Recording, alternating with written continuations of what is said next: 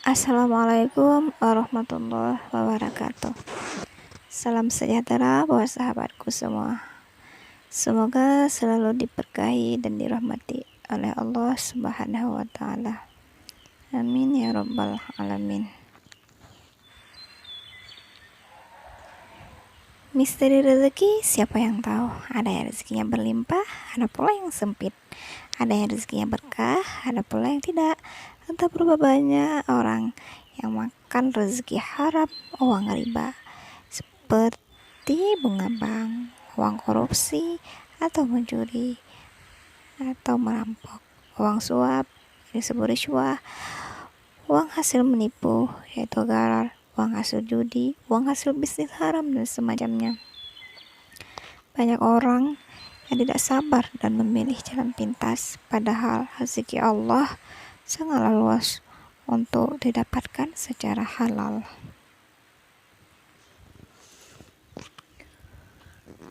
Patut kita perhatikan bahwa Allah menciptakan kekayaan dan kecukupan dalam Al-Quran.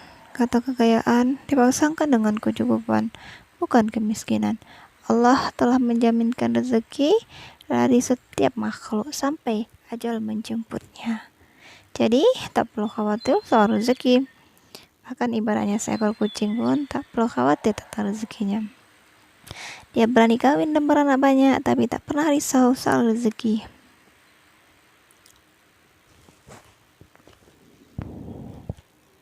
Tapi bagaimanapun juga, rezeki adalah bagian daripada ujian. Rezeki banyak adalah ujian, rezeki sempit pun merupakan ujian. Kita tidak tahu mana yang lebih baik untuk kita. Namun, tentunya kita menginginkan rezeki yang luas, supaya hidup kita tidak terjerumus ke dalam kefakiran, apalagi kekafiran. Nauzubillah min zalik. Karena fakir sangat dekat dengan kafir. Banyak orang murtad karena fakir dan iming-iming harta. Semoga kita tidak termasuk dalam golongan orang-orang yang tersesat tersebut. Semoga kita dilapangkan rezekinya, rezeki yang berkah dan baik, rezeki yang menjadi jembatan kita dalam beramal saleh dan mendapatkan ridhanya Allah Subhanahu wa Ta'ala. Nah, inilah beberapa amalan dan tips buat melapangkan rezeki. Yang pertama, yaitu takwa. Mana takwa? Menjalankan perintahnya dan menjauhi larangannya. Allah berfirman yang artinya, dan barang siapa yang bertakwa kepada Allah, niscaya dia akan mengadakan jalan keluar baginya dan memberinya rezeki kepadanya dari arah yang tidak disangka-sangka. Quran At-Talaq ayat 2-3. Pemilik rezeki adalah Allah. Jika kita ingin rezeki yang luas, maka harus dekat dengan sang pemilik rezeki. Jika rezeki kita sempit, maka bertakwalah kepada Allah agar diberikan jalan keluar.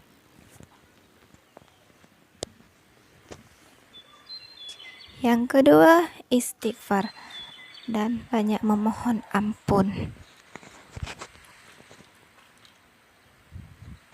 Lawan dari ketakwaan adalah kemaksiatan dan perbuatan dosa. Dosa-dosa yang dibuat dapat menjadi penghalang bagi turunnya rezeki. Rasulullah bersabda, dan seorang hamba dicegah baginya rezeki karena dosa yang dibuatnya. Hadis riwayat At-Tirmizi. Oleh karena itu, tobat dan banyak-banyak beristighfar dapat membantu memperlancarkan jalannya rezeki kita. Dan ini adalah salah satu amalan yang dijamin oleh Allah sendiri dan ditegaskan dalam Al-Quran.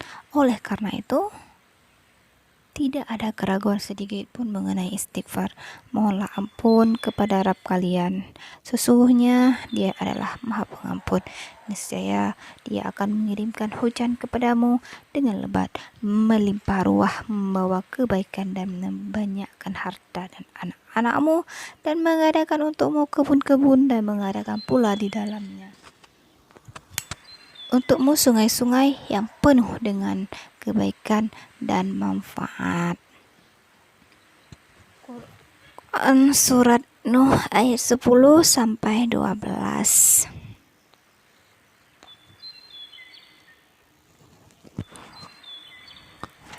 Rasulullah bersabda, barang siapa memperbanyak istighfar, maka Allah akan menghapuskan segala kedukaannya, menyelesaikan segala masalahnya, dan memberinya rezeki dari arah yang tidak disangka. Hadis riwayat Ahmad dan Abu Daud.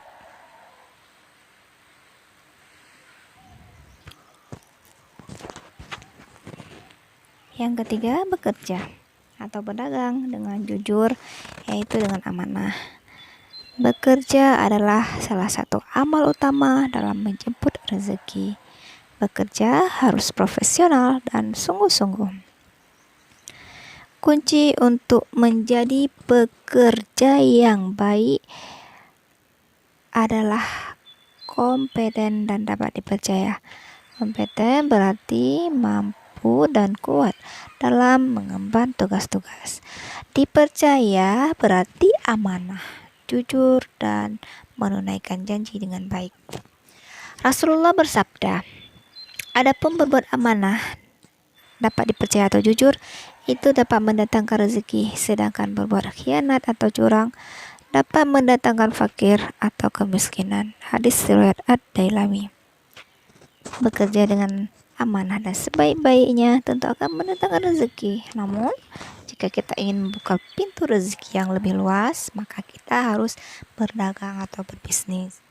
Rasulullah bersabda yang artinya, berniagalah karena 9 dari 10 pintu rezeki itu ada dalam perniagaan. Hadis riwayat Ahmad.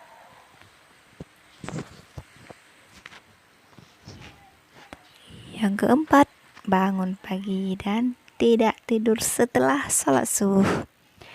Dalam sebuah hadis yang diriwayatkan Ahmad dan Al-Baihaqi diceritakan bahwa ketika Rasulullah pulang dari sholat subuh di Masjid Nabawi, beliau mendapati putrinya Fatimah masih tidur-tiduran. Dengan penuh kasih sayang, lantas beliau menggerakkan badan putrinya itu sembari berkata, wahai anakku, bangunlah, saksikan rezeki Tuhanmu dan janganlah kamu termasuk orang yang lalai, karena Allah membagikan rezeki kepada hambanya antara terbit fajar dengan terbit matahari. Rasulullah juga mendoakan umatnya yang bangun pagi atau subuh, ya Allah, berkahilah umatku selama mereka senang bangun subuh. Hadis riwayat Tirmizi, Abu Daud, Ahmad, dan Ibnu Majah. Bangun pagi membuat badan lebih bugar dan sehat, kondisi psikologis juga lebih tenang, dan tubuh lebih berenergi. Buktikan saja sendiri. Jangan tidur lagi setelah bangun subuh. Kebiasaan buruk ya.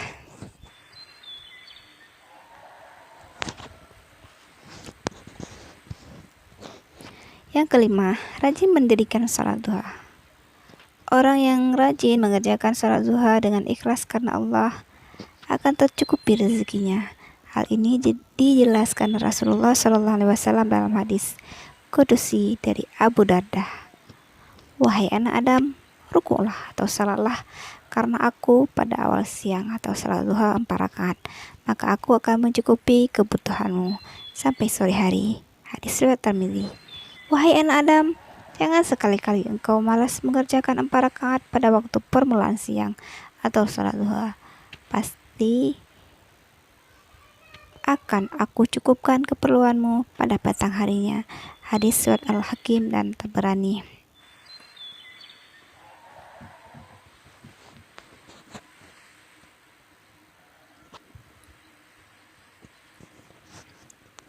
Yang keenam, menyambung tali silaturahim. Rasulullah bersabda yang artinya, barang siapa yang berkeinginan untuk dibentangkan rezeki baginya dan dipanjangkan umurnya, maka hendaklah menyambung silaturahim. Hadis riwayat Bukhari Muslim.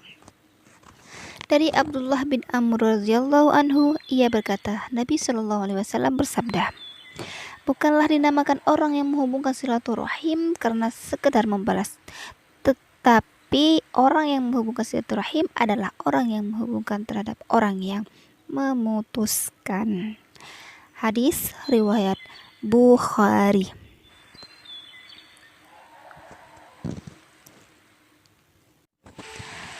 Jadi yuk kita bersilaturahim, menjadi orang yang mempunyai hubungan baik terutama terhadap sanak saudara, tentu akan memudahkan baginya untuk mendapatkan rezeki.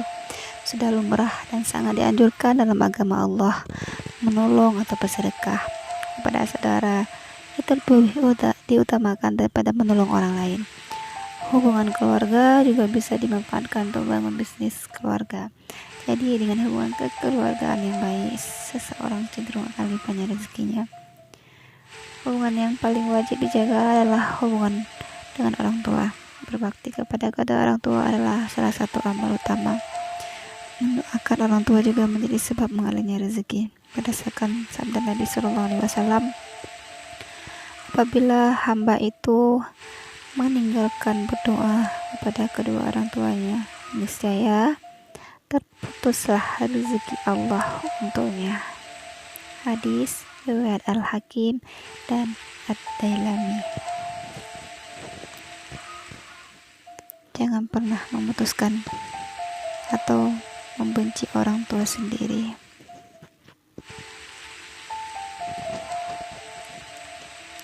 Yang ketujuh, infak, sedekah, hadiah, dan menolong orang lemah.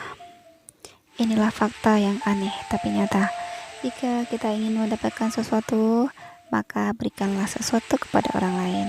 Jika kita ingin mendapatkan ikan yang besar, maka berikanlah ikan yang kecil sebagai umpan untuk mendapatkan ikan yang jauh lebih besar.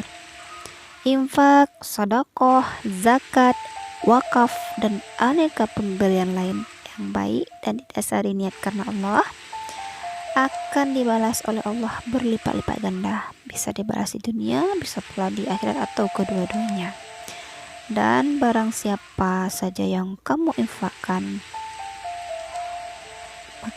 dan barang apa saja yang kamu infakkan, maka Allah akan menggantinya, dan dialah pemberi rezeki yang sebaik-baiknya. Quran Saba ayat 39. Nabi SAW bersabda kepada Zubair bin Al-Awwam, "Hai Zubair, ketahuilah bahwa kunci rezeki hamba itu dibentangkan di arasy yang dikirim oleh Allah Azza wa Jalla kepada setiap hamba sekadar nafkahnya. Maka siapa yang membanyakkan pemberian kepada orang lain, niscaya Allah membanyakkan baginya. Dan siapa yang menyedikitkan, niscaya Allah menyedikitkan baginya." Hadis riwayat Ad-Daruqutni dari Anas radhiyallahu anhu. Yang kedelapan, merantau atau hijrah. Jika rezeki kita sempit di suatu tempat, maka tidak ada salahnya kita berpindah tempat atau hijrah. Merantau akan membuat seseorang lebih mandiri, lebih punya peluang untuk meraih kesuksesan. Barang siapa berhijrah di jalan Allah, niscaya mereka mendapati di muka bumi ini tempat hijrah yang luas dan ada rezekinya. Yang kesembilan, doa dan tawakal. Jangan menyepelekan kekuatan doa. Doa adalah senjata orang beriman. Doa adalah inti ibadah. Hanya kepada Allah saja kita berdoa dan meminta pertolongan. Allah pun senang dengan hamba-hambanya yang berdoa. Berdoalah kamu kepadaku, niscaya aku perkenankan permintaan kamu itu. Surat Al-Mu'min ayat 60. Dan apabila hambaku bertanya kepadaku, "Hai Muhammad, tentang aku," maka katakanlah kepada mereka bahwa aku adalah dekat kepadanya dan aku memperkenankan doa orang yang berdoa kepadaku. Surat Al-Baqarah ayat 186. Dan janganlah kamu berdoa atau beribadah menyembah kepada apa yang tidak memberi manfaat dan tidak pula memberi mudarat kepadamu selain Allah. Quran Surat Yunus ayat 106.